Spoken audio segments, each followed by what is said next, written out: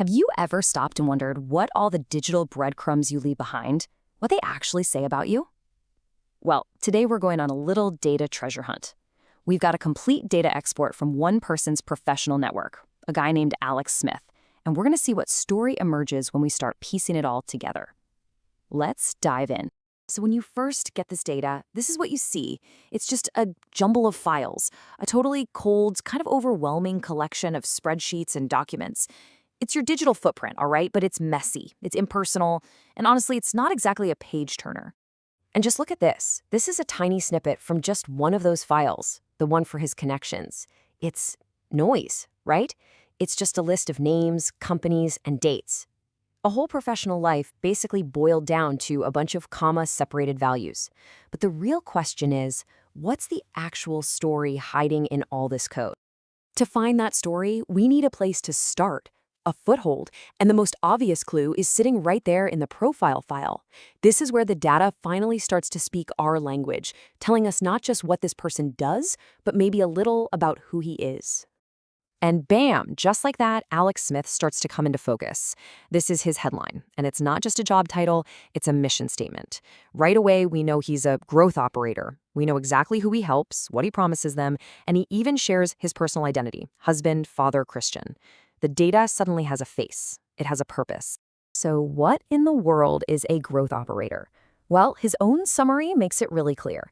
He's not some consultant who just offers advice from the sidelines.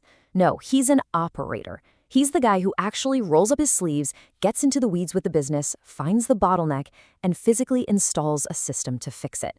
He's a hands-on problem solver.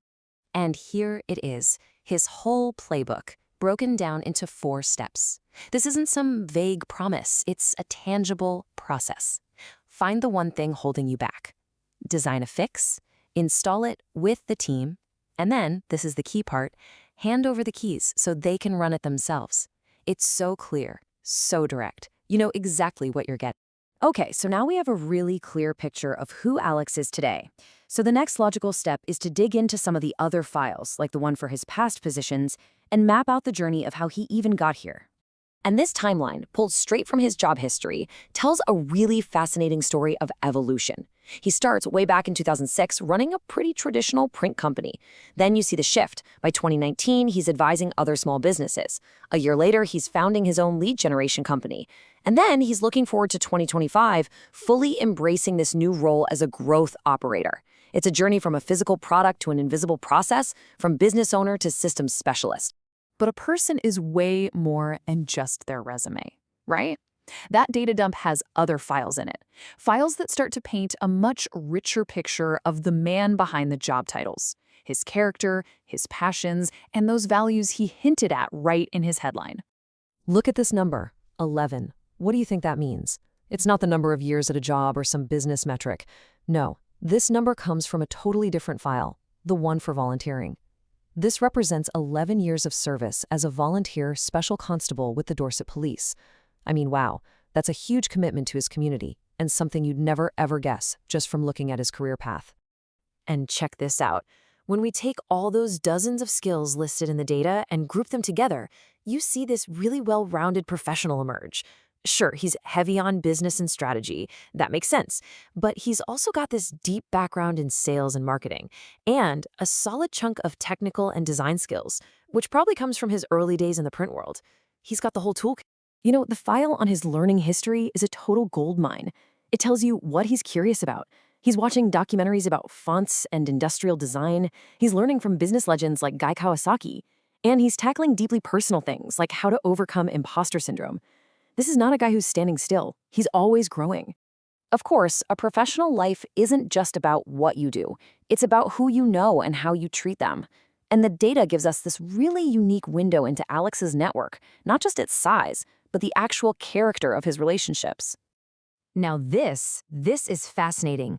Most of us are focused on the recommendations we get. This is a recommendation that Alex gave to someone else.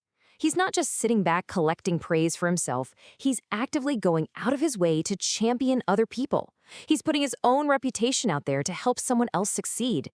That one little entry tells you so much about his character. So when we pull back and look at the big picture, All these separate, kind of cold and robotic data points, they actually start to assemble themselves into this surprisingly detailed and, well, human portrait. And really, this is the heart of it all. That sterile file positions.csv, that's not just a list of jobs. It's the story of an entrepreneur. Volunteering.csv isn't just an activity. It reveals a dedicated community volunteer. And recommendationsgiven.csv, that shows us a supportive networker. Behind every boring file name, there's a piece of a very human story. And that really brings us to the final question. We've just pieced together the professional identity of one person, all from his digital scraps. It can't help but make you wonder, if someone did this with your data, what story would they find? What story does your data tell?